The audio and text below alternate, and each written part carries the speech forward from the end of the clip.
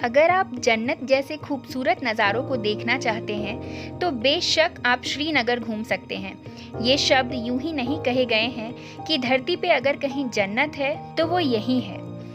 श्रीनगर अपनी खास प्राकृतिक विशेषताओं के लिए जाना जाता है, जिसमें खूबसूरत घाटियाँ, सूरज की हल्की किरणों से चमक उठती झीलें और यहाँ मौजूद एशिया का सबसे बड़ा ट्यूलिप गार्डन शामिल है।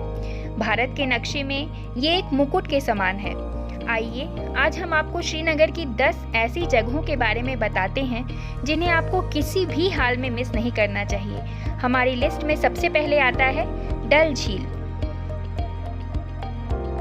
डल झील को श्रीनगर का गहना माना जाता है। अगर आप श्रीनगर घूमने की योजना बनाते हैं तो डल झील आपके बकेट लिस्ट में सबसे ऊपर होनी चाहिए। पहाड़ों की खूबसूरत वादियों में बसी डल लेक श्रीनगर पर्यटन का एक मुख्य आकर्षण केंद्र है। गजब के खूबसूरत दृश्य को अपने में संजोए डल लेक श्रीनगर का मनमोहक स्थान है। विश्व हेरिटेज में शामिल डल लेक की खूबसूरती आपके मन और मस्तिष्क पर गजब का प्रभाव डालती है। डल लेक 26 वर्ग किलोमीटर में फैला है, जो श्रीनगर आने वाले पर्यटकों को शिकारा, नाव आदि की सवारी करने का अनुभव देती है। डल लेक में सूर्योदय और सूर्यास्त को निहारते हुए आपको एक अलग ही दुनिया का एहसास होता है। यहाँ आप स्विमिंग, वाटर सर्फिंग, एंगलिंग और कैनोइंग आदि वाटर गेम्स का लुत्फ भी उठा सकते हैं। और हाँ, डल लेक में आपको एक तैरता हुआ पोस्ट ऑफिस भी दिख जाएगा। हमारी लिस्ट में दूसरा नाम है चार चिनार। ये डल झील में स्थित एक टापू है और ये एक ऐसी जगह है जो डल झील तक आए पर्यटकों को अपनी ओर आकर्षित कर ही लेता है। आप नाम से समझ ही गए होंगे, यहाँ 4 चिनार के पेड़ चारों कोनों में लगाए गए हैं, जो इसकी खूबसूरती में 4 चांद लगा देते हैं। इसे चार चिनारी या फिर रोपालंक के नाम से भी जाना जाता है। यहाँ पहुंचकर आपको डल झील का सुंदर नज़ारा देखने को मिलेगा। यहाँ वाटर स्पोर्ट्स भी अवेलेबल हैं, जो आपकी ट्रिप को यादगार बनाने का काम करेंगे। अब जरा इस तरफ रुख करिए। यह है ट्यूलिप गार्डन। ये पूरे एशिया का सबसे बड़ा ट्यूलिप गार्डन है और ये फूलों में रुचि रखने वालों को अपनी तरफ खींच लेता है। ये सुबह 9 बजे से शाम 7 बजे तक खुलता है, लेकिन ये गार्डन पूरे साल में बस 1 महीने के लिए ही खुलता है, जो कि मार्च से अप्रैल महीने के बीच है। इसे सिराज बाग के नाम से भी जाना जाता है। यहाँ अलग अलग रंगों के करीब 15 लाख ट्यूलिप के फूल देखे जा सकते हैं। डल झील के किनारे स्थित इस गार्डन की बात ही कुछ अलग है। इस गार्डन में 60 किस्मों के रंग बिरंगे फूलों की वजह से अब Indira Gandhi memorial tulip garden Srinagar के प्रमुख पर्यटक क्षेत्रों में से एक बन गया है। यहाँ सैलानियों को खुश करने के लिए कई सांस्कृतिक और संगीत कार्यक्रम भी आयोजित किए जाते हैं। गार्डन को ढलान वाली जमीन पर सीढ़ीदार तरीके से बनाया गया है और यहाँ ट्यूलिप के अलावा अन्य प्रजातियों के फूल भी देखे जा सकते हैं। दोस्तों, ये है शंकराचार्य मंदिर। शंकराचार्य मंदिर डल झील के पास शंकराचार्य पर्वत पर स्थित है। यह मंदिर समुद्र तल से 1100 फीट की ऊंचाई पर स्थित है। शंकराचार्य मंदिर को तख्त-ए-सुलेमान के नाम से भी जाना जाता है। यह मंदिर कश्मीर के सबसे पुराने मंदिरों में से एक है। ये मंदिर भगवान शिव को समर्पित है। यहाँ नियमित रूप से तीर्थयात्रियों द्वारा पूजा की जाती है, जो अमरनाथ यात्रा के दौरान क्षेत्र में जाते हैं।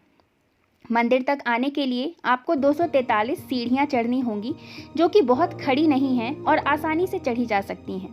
मंदिर तक पहुंचकर आप पूरे श्रीनगर शहर को देख सकते हैं और साथ ही साथ बर्फीले पहाड़ों को भी निहारा जा सकता है। मंदिर सुबह 6 बजे खुलता है और शाम को 5 बजे तक आप मंदिर में दर्शन कर सकते हैं।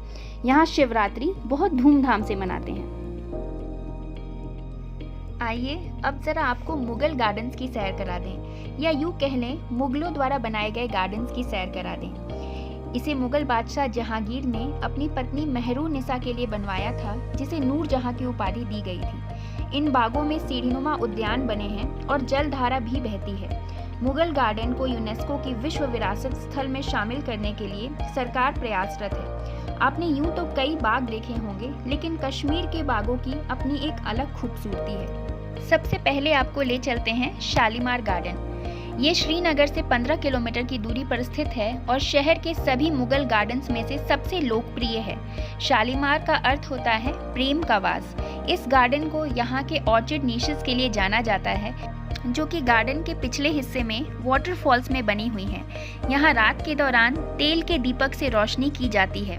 इस प्रकाश का झरने पर स्पेशल इफेक्ट पड़ता है, जिससे झरना जादुई सा लगने लगता है। ये बाग चारों तरफ चिनार के पेड़ों से घिरा हुआ है। अब एक दूसरे बाग की तरफ चलते हैं, जिसका नाम है निशात बाग। निशात का अर्थ होता है खुशियों का बगीचा। यह भारत का दूसरा सबसे बड़ा गार्डन है। यहाँ से भी आप डल झील की खूबसूरती को निहार सकते हैं। इस सीढ़ीदार गार्डन के एक तरफ झील और दूसरी तरफ हिमालय की चोटी दिखाई पड़ती है। यहाँ भव्य फव्वारे हैं और इन बागों की खूबसूरती पूरी तरह से देखने के लिए आपको 2 से 3 घंटों का समय यहाँ देना पड़ सकता है।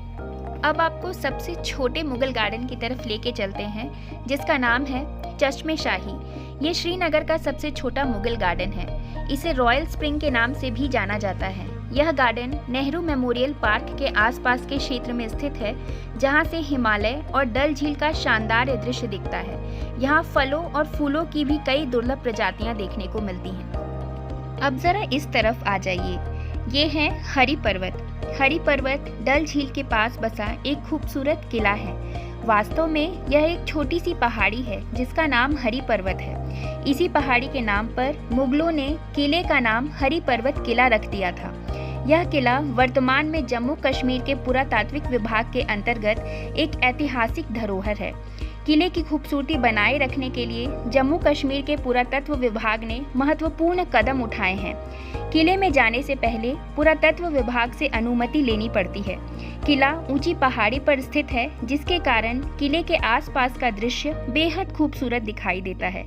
इसी पर्वत पर एक बड़ा मंदिर भी है, जिसे शारिका देवी मंदिर कहते हैं। इसके अलावा इसी पर्वत पर एक गुरुद्वारा भी है। आइए अब जरा आपको एक महल की तरफ लेके चलें। ये है परी महल। इसे परियों के बाग के नाम से भी जाना जाता है। इसे इस्लामिक शैली में मुगल सम्राट शाहजहां के शासनकाल में बनवाया गया था। यह 7 छज्जों वाला उद्यान है, जो ऐतिहासिक रूप से काफ़ी महत्व रखता है। उद्यान की खूबसूरती देखने लायक है। यहाँ एक लाइब्रेरी भी है।